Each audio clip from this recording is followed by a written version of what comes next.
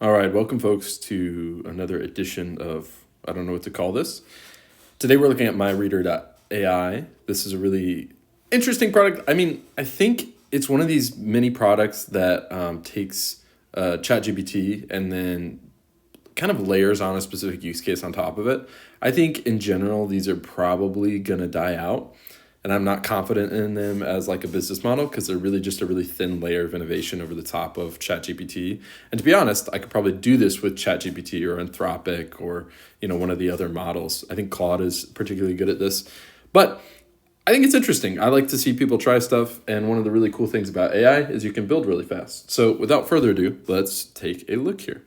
So everything starts with this kind of upload process. So you can pick a file and upload, and I have already done so. So I'm going to go to my library here, and I will say there's been kind of a few problems with this one where it didn't process a few of them, and then it struggled kind of when I did process them. It looks like it actually lost my doc. Oh, here it is. Okay, so I've seen this is a little buggy. I think it's built on Firebase. I saw that, which is a NoSQL database. I'm not 100% sure about it.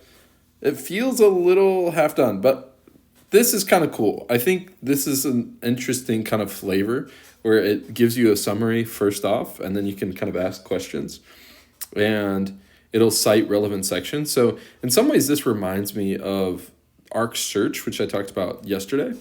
And that's for the iPhone. But I think really the trick here, this is something that Benedict Evans talks about. I really enjoy his work, is how to get a nice wrapper around this. I don't think chat is the end result of these large language models.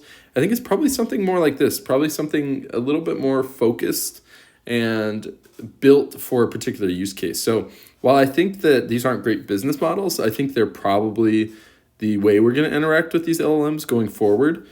So those are kind of contradictory thoughts, but those are my thoughts for now. And so if you were just looking for the product, you should stop here. I'm going to poke around a little bit at the business and try to look at what this business might be doing. So they've got 196 upvotes, which is pretty solid. I've done this before, and that's a pretty good one. So I've always enjoyed learning from books, but find it too time-consuming and unstructured.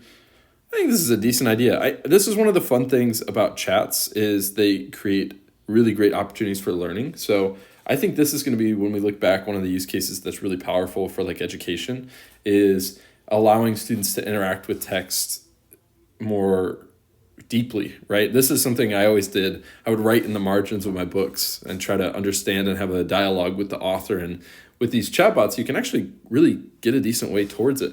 And so that is what, for me, separates this from Blinkist, which is just a summary. So I don't like Blinkist and companies like it where it's just summary. I think information and our ability to consume it quickly is not the challenge. I think it's really how do we think critically about information? How do we draw new conclusions? That's what's really important. I don't think sheer volume of knowledge is what does it. I used to think that, and I used to read 100 books a year. And now I read, maybe 25 or 50, about half or a quarter. I try to process them more deeply and try to have it impact my thinking more. So I really like this model. So to kind of sum up, I don't think this business model is going to work forever, but I think this paradigm of specific UIs wrapping around large language models is really helpful.